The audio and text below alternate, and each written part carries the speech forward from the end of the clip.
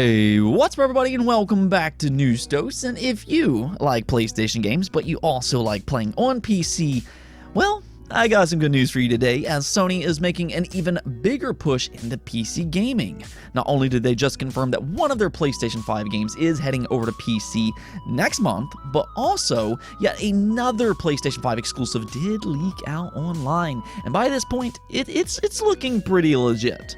Also, Xbox, they have a problem. Now, don't get me wrong, I think they've done a lot of great things here in recent years, and I think they have a very, very bright future, as I've talked about many times on this channel, but they do have one thing that just kind of sticks out, and that could not be any more evident than it is today. As usual though, before we get started, do hit those buttons below, like, subscribe, and hit that bell if you like games, gaming news, or just my daily gaming topics. I do very much appreciate the support, so thank you all. And actually, an extra thanks to you Patreon supporters out there. You all are awesome. Thank you so very much. Let's just go and get into things, though, starting off with yet another delay. I know, big surprise, right? It's not like I've said that before in 2022. But you know what? This might be one of those times that I'm like, yeah, this is probably smart, all things considered, because Ubisoft did just announce that Skull and Bones has now been pushed back once again, but this time to March 9th of 2023. And the reason I say that this is probably a good thing is because I was always very critical with its fourth original release date. We do need a fifth try here because Skull and Bones was set to release on November 8th. And if they would have stuck with that date, it would have had very steep competition. Sonic Frontiers, that releases on the exact same day, and then one day later, on November 9th, you have God of War Ragnarok, one of the biggest releases of the entire year. So those are pretty notable releases, and quite frankly, I think they both look better than Skull and Bones. I'm honestly not really sold on this game. I mean, I hope it proves me wrong, and if you are looking forward to this, I hope it turns out great. But I certainly wouldn't want to release it next to all of these known heavy hitters. And that doesn't even include other games that are releasing this holiday, like Call of Duty. You have Bayonetta, there's A Plague Tale Requiem, and the list goes on and on and on. So again, I think that this is overall just a good decision. I think the only problem now is that because we've had so many delays this year, early 2023 is actually pretty busy as well. But I mean, you know, this game's got to eventually release, so there you have it. Skull and Bones, March 9th. Go and mark your calendars if you're looking forward to that.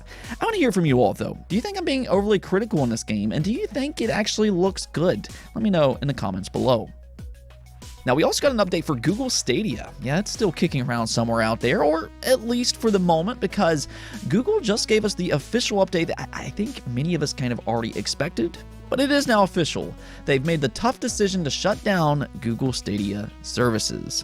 Now, the service will remain live until January 18th of 2023, so if you do want to play around with it until then, you absolutely can. But after that, Google will officially be a part of the past rather than the present. One silver lining to this news, though, is that if you did make any Stadia-related purchases, whether that be hardware, games, or game add-ons through the Google Store, they did note that they're refunding players, and those refunds are expected to go through in mid-January. So players won't really lose too much if they did bet on Stadia, so that's a good thing, I guess. Though that really was just always kind of the problem in the first place. Stadia just never really took off the way they wanted to. Not a lot of people jumped in. And you know, this does beg the question, can a game streaming service like this actually be successful? And I'd say with the right amount of support, with a very enticing library, maybe sometime in the future, but even then, it will have to be a long-term investment. A service like this is not going to be a success story overnight. It is currently a tough sell, especially for hardcore gamers with dedicated hardware. I'd say right now in the current landscape, game streaming is actually better as an additive, like what we're seeing with Xbox game streaming, where it's an option that expands on console and PC gaming. I mean, obviously, they're still trying to attract that more casual mobile market, and I think that they did have some success with Fortnite as an example, and we'll see if that grows in a more major way sometime down in the future. But again, that's a long-term investment, and I don't really think Google understood this. They wanted that more immediate success without the library and long-term support. They didn't really invest in an exclusive library to separate itself from its competition, and actually they shut down their own internal studios very early on, and that there was a clear-cut sign for gamers not to sign up with Stadia. So at the end of the day, I don't really think that this news comes off as a major surprise, but again, Stadia services will completely shut down on January 18th. Now also, looks like the next Need for Speed game titled Unbound is coming right around the corner, as reportedly its release date is set for December 2nd of this year. This is coming from Tom Henderson over on Insider Gaming, which has been a credible insider up to this point, and he claims EA is looking to reveal a new trailer within the next couple of weeks with that official release date. Now, from what we currently know, this does kind of line up. EA did previously say that the next Need for Speed game is looking to release in their Q3 financial year, which would put it between October and December 31st. So as long as that statement holds up, a December 2nd release is actually more than realistic. What I think was particularly interesting about this leak, though, is that it's also being claimed that Need for Speed Unbound will only release on the Xbox Series, PlayStation 5, and then the PC. I mean, we literally just talked about this yesterday, but it does appear to be yet another game that's ditching the Xbox One and the PlayStation 4. Now, I do absolutely expect more games to go in this direction from this point forward, but if all this is indeed true, you can just add Need for Speed Unbound to that next generation only list. I guess we'll just have to wait for that official reveal, though, but I mean, if all of this does turn out to be true, looks like that reveal is imminent coming in the next few weeks. Let's go and talk about PlayStation, though, and their commitment to PC. I think by this point, it's become very evident that they are making a big push into PC this generation. I mean, they acquired Nixxes, which, they specialize in porting PC games. There's been data mines that's uncovered things like they might be bringing over PlayStation Network to PC gaming. They've brought over various PlayStation 4 games like Death Stranding. You have Horizon Zero Dawn, Uncharted, Spider-Man, God of War, Days Gone, etc., etc. But up to this point, they've mostly ported games that's released last generation. But that's now actually starting to swing over into the PlayStation 5 generation as well. I mean, as soon as The Last of Us Part 1 got revealed, that's a PlayStation 5 only game currently, but they did also announce that staggered PC release. So that's currently on the way, but now you can also add Sackboy: A Big Adventure because they just announced that's coming over to PC as well. Now, Sackboy was a launch PlayStation 5 title. It did also release on the PlayStation 4, of course, but it is now officially coming over to PC with an October 27th release. So this is coming very, very soon, and this is actually a good game for anybody who hasn't already played it. I did get this game on a PlayStation 5 at launch, and I'll say for myself, if you do like 3D platformers, I think it's a good solid game. It's really an easy recommend, and for that matter, I don't know how well this game sold, but with it coming over to PC, hopefully it will get some more exposure this time. I think this game is a real joy to play. It has some good cooperative features for the entire family to play, and if you've ever played any of the Little Big Planet games, you know that they just ooze charm, and Sackboy: Big Adventure is no different there. But yes, this is yet another PlayStation PC game, and more importantly here, it is a PlayStation 5 cross-generation game. So without a doubt, this is turning the chapter. Sony is taking that next step into PC gaming, and for that matter, that's not the only PlayStation PC game that we have to talk about today, because Returnal, that also seemingly has leaked out online. Now, much like Sackboy, a PC port for Returnal has been rumored for a long time. It did appear on Steam database, it was on the NVIDIA GeForce leak, and now footage that revealed some of its PC settings has been uncovered. Now, this leak is looking very real, to the point that Sony essentially pretty much confirmed it themselves, because they actually took this video down with the copyright strike. Now, when you see something like that, it is often a clear-cut sign that it is real, and in this case, Sony didn't really want it to be out there. So I think by this point, with just this mountain of evidence, Returnal is coming to PC, and now it's really only a matter of when rather than if. By all means, though, it does appear that it could be coming sometime here soon. Maybe later this year. I mean, with Sackboy, they only waited like 4 weeks before that was going to release, so who knows, they could announce this at any time now. But, you know, that's just simply speculation. It could also come in early 2023 or even later than that.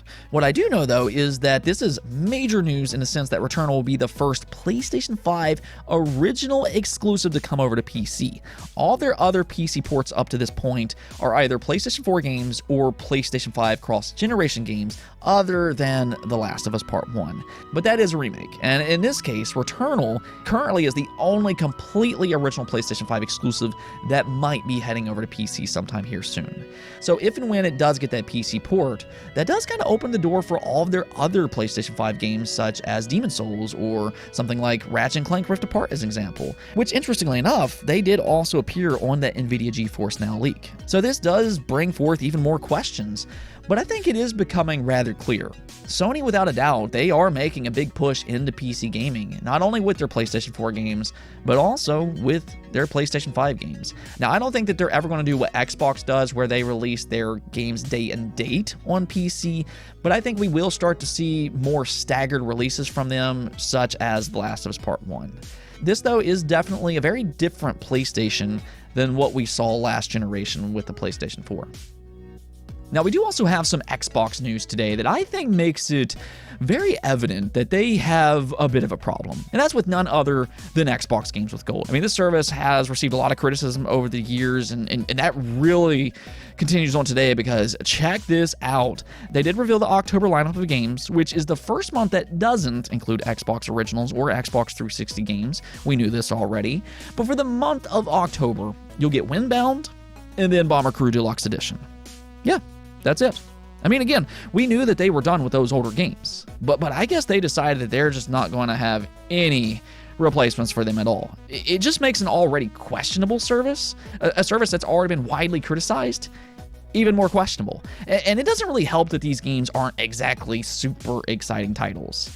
Quantity doesn't necessarily mean everything, but you do have to have some quality at least, something for fans to kind of look forward to, but instead, you know, you have Skybound here, which is a game that has a 65 overall score on Metacritic. And then you have Bomber Crew Deluxe, and this is another game that's just kind of okay.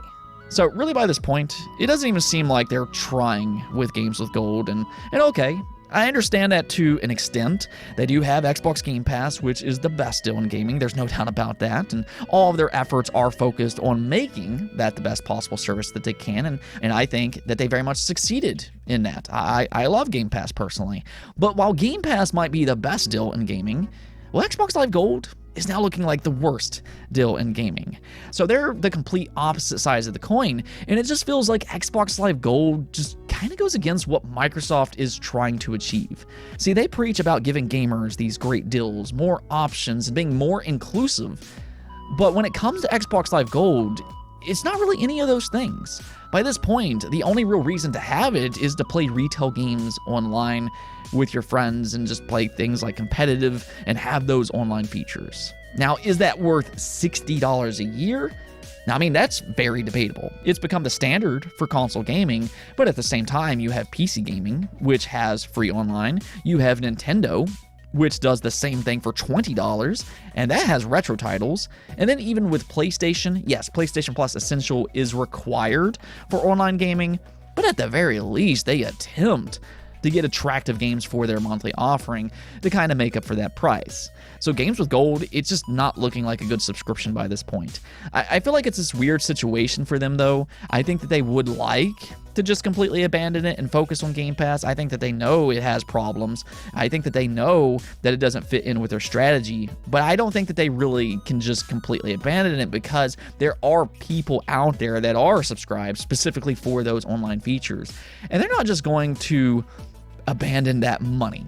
So I think us fans and Microsoft need to find a way to just meet somewhere in the middle here at the very least. Okay, if they really want to monetize those online features, which again is the standard for console gaming and has been since the introduction of Xbox Live years and years ago, so okay, then continue on to do that. But at the very least, let's take the price down here. Then they can just remove Games with Gold, because it's not like they're trying by this point anyways, and then they can just put those games into Game Pass instead going forward. Because I just don't see how this service is worth $60 by this point. Maybe back when it was first introduced, but things have changed so much since then, and I just think Xbox Live Gold, it really it really does go against a lot of what Xbox stands for in the year of 2022. Now, Xbox does so many other things right. I mean, this is not just like a complete knock on Xbox. They have, you know, the Xbox Series is a phenomenal console. They bought a lot of studios, which they've done a good job with that. Xbox Game Pass is absolutely amazing. I mean, they've done a lot of really good things. Xbox Live Gold specifically, it's just not a very good service. But maybe you disagree here, and if you do, let me hear your thoughts below. Also, let me know how you think that they could improve it to make it a little bit more worth it. Let's go take a look at the poll of the day, though, and here's something that is really exciting because there's plenty of games to look forward to in the month of October. And I did ask you all what new game releasing in October are you most excited for, and as you can see here, the results were pretty spread out, with 31% of you all voting for A Plague Tale Requiem, 28% of you all voted for Call of Duty Modern Warfare 2, that is a massive release, of course, then 20% of you all voted for Other, I'll come back to that here in just a second. Bayonetta 3 got 13% of the votes, and then Overwatch 2 only got 7% of the votes. You know, for as popular as Overwatch 1 was, you would hope to see that a little higher, but they've made some decisions that not everybody is exactly stoked about. But yes, A Plague Tale Requiem coming out in first place is very, very nice to see. This is actually the same one I'm going to vote for as well. I really, really enjoyed that first Plague Tale game. If you haven't already played that game, definitely go check it out. It is a great story-driven single-player experience, and it's also a pretty good stealth base game as well. You don't really see a lot of those style of games anymore, but A Plague Tale really was a good stealth-based game, and I am expecting Requiem to be just as good, if not even better. So very much looking forward to that one. Then as for Call of Duty, I mean, we all kind of know just how massive this franchise is, so obviously there's a lot of excitement for Call of Duty, as is the case in every single year. A lot of you all did vote for Other, though, so let's just go take a look at some of the comments to see exactly what you all voted for here. As you can see, Choked by Backlog said, Mario Rabbids loved the first game, and also Persona 5 Royal, which I will finally be able to get portably. Plan on checking out Scorn as well. October and November are looking to be great months for gaming. And you know what? I completely agree with you here. October is looking very fun, as is November. We'll talk about that a little later on in the month, but you did point out 3 reasons as to why October is looking great. All 3 of those games look very, very interesting, and I am with you. I am going to rebuy Persona 5 on the Switch because I want to play it portably. I always really felt that franchise fit a portable console better than it does on home consoles. I also saw a lot of comments echo these games here. Then another one that consistently popped up was Gotham Knights. I actually almost forgot about this game, so thank you, Craigs, for reminding me of that game. And then last but not least, several of you do seem to be looking forward to that new Star Ocean game. As Salem Mercury said, I'm most excited for Persona 5 Royal on Xbox and Star Ocean Divine Force in October. So there's some more excitement for Persona here as well, this time for Xbox. And I mean, really, if you like Japanese games, it's looking like a pretty strong month in that case as well. I also saw some votes for Tactics Ogre Reborn. Overall, though, I think it's going to be a fun month, and as usual, every step of the way, I'll be along for the ride, just as you all are as well. Anyways, though, that's it for this episode, but if you liked the video, don't forget to hit that bell notification and subscribe button for more content just like this. Also, if you'd like to support the channel through Patreon, thank you for making this content possible. Peace out.